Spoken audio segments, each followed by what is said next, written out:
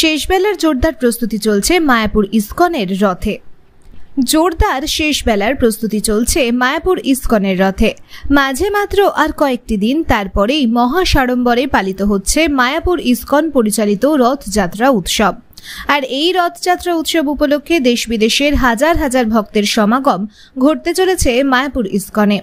Mayapur ISKCON মন্দির থেকে 5 kilometre দূরে সংখ্যালঘু অধ্যুষিত এলাকায় রাজাপুর জগন্নাথ মন্দির থেকে 3টি পৃথক সুসজ্জিত রথে জগন্নাথ, বলরাম এবং সুভদ্রা মহারানী মায়াপুর চন্দ্ররায় মন্দিরের অস্থায়ী গণ্ডিচায় প্রবেশ করবেন।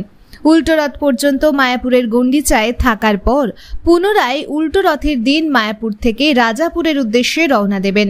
রথের দিন 7টি পৃথক সংকীর্তনের দল সহ বিভিন্ন রকম ট্যাবলেট ও সুসজ্জিত বন্যার দাস শোভাযাত্রা সহকারে জগন্নাথ, বলদেব ও সুভদ্রা মহারানীকে রথে চড়িয়ে আনা হবে মায়াপুরে। জাতি, ধর্ম, বর্ণ নির্বিশেষে সমস্ত ধর্মের মানুষের আগমনে মিলন মেলায় পরিণত হবে মায়াপুরের ইসকনের রথযাত্রা উৎসব।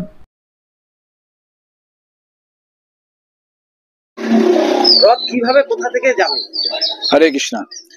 আমি সুমধুর বৃহস্পতি দাস, মায়াপুর ইসকন থেকে। আমি রথের এই বছর 2024-এর রথযাত্রার পরিচালক কমিটির একমাত্র একজন সদস্য। এই বছর আমরা রথের যে আয়োজন করছি সেটা আমাদের এখান থেকে 5 কিলোমিটার দূর জগন্নাথ মন্দির রয়েছে ইসকনের রাজাপুরে। ওইখান থেকে আমরা রথযাত্রা আরম্ভ করব 7ই জুলাই। আর আমরা এখানে এখানে আমাদের গুন্ডিচা থাকবে 7 দিন। এবার এই বছর আমরা মন্দিরের প্রাঙ্গণেই আমরা গুন্ডিচা অবস্থিত করছি। আর প্রচুর আয়োজন করা হয়েছে, বিভিন্ন প্রোগ্রামের আয়োজন করা হয়েছে দীর্ঘ 7 দিন। 8 তারিখ থেকে 14 তারিখের মধ্যে আমাদের 56 ভোগও দেওয়া হয় ভগবানকে, জগন্নাথ, সুভদ্রা আর বলদেবকে। আর সেইভাবে আমরা পুরো প্রোগ্রাম করব। তারপর 15 তারিখে আমাদের উল্টো রথ। 15 তারিখে আবার এখান থেকে গুন্ডিচা থেকে, যেটা ইসকন মায়াপুর প্রাঙ্গণ থেকে রাজাপুরে যে জগন্নাথ মন্দির, সেখানে আমরা ফেরত যাব। প্রতিবারই ইসকনের চমক থাকছে। এই বছর সেই ধরনের কোনো চমক আমরা রাখা সম্ভব হচ্ছে না। কারণ এইটাই, কেন কি এটা ভগবানের, যেহেতু আমাদের একটা ভগবানের সঙ্গে আমরা রয়েছি, আর ভগবানের যেহেতু একটা রথযাত্রা পুরোপুরি ভগবানের জন্য, তো সেই জন্য আমাদের যতজন অ্যাডমিনিস্ট্রেশন রয়েছে আশেপাশে তারা মেনলি এখানে আসবেন। আর আমাদের যাহাতে আমরা সুস্থভাবে এটা যেন করতে পারি রথযাত্রাটা, সেটাই আমরা চেষ্টা করছি। কেন কি যখনই বিভিন্ন বড় লোকরা আসেন তখন আমাদের সেইভাবে আয়োজনটা করতে হয়। তো এই বছর আমরা সেইভাবে করতে চাইছি না। তো সেই কারণে যাতে সুস্থভাবে আমাদের রথযাত্রাটা হয় 5 বছরে আমরা যেন করতে পারি, প্রশাসনের নিয়ম হিসেবে সেইভাবে আমরা চেষ্টা করছি। আপনার নাম? আমার নাম সুমধুর বৃহস্পতি দাস। হরে কৃষ্ণ। হরে কৃষ্ণ। জয় শিলা প্রভুপাদ। বর্তমান বছর 2024 সালে শ্রীধাম মায়াপুরে ইসকনের রথযাত্রা শুরু হচ্ছে 7ই জুলাই।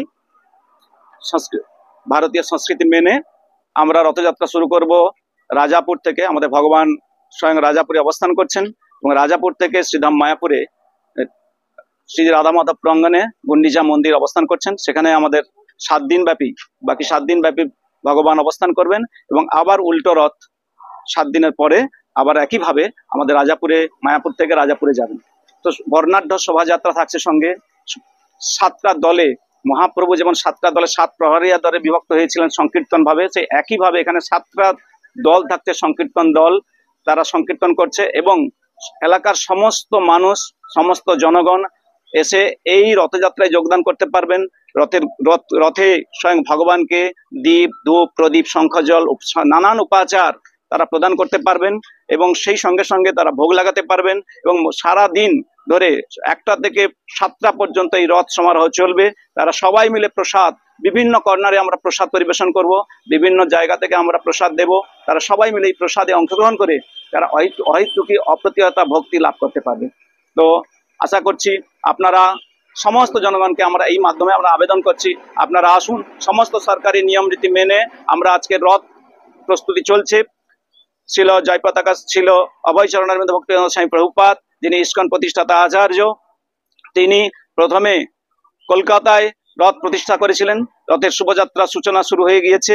আর এখন তারই ধারা মেনে ইসকন শ্রীধাম মায়াপুরে সেই রথের সংকেত শুরু হয়ে গিয়েছে। আগামী 7ই জুলাই, আর মাঝখানে 2-3 দিনের অপেক্ষা। মহা সাড়ম্বরে সমারোহে এই রথ চলবে এবং নানা বর্ণের দলমত নির্বিশেষে সমস্ত শ্রেণীর ভক্তকে আহ্বান জানাই। আমরা আশা করছি সবাই আপনারা উপস্থিত থাকবেন এবং উপস্থিত থেকে এই আনন্দ লাভ করবেন। হরে কৃষ্ণ, জয় শিলা প্রভুপাদ। আমার নাম জগন্নাথ কৃপা দাস। আমি ইস্কন শ্রীধাম মায়াপুরে অবস্থান করি এবং মায়াপুরের ইস্কনে সেবায় যুক্ত থাকি। নদিয়া থেকে মলয় দের রিপোর্ট, টাইমস প্রতিদিন। This channel does not promote any violent, harmful or illegal activities. All content provided by this channel is meant for an educational purpose only.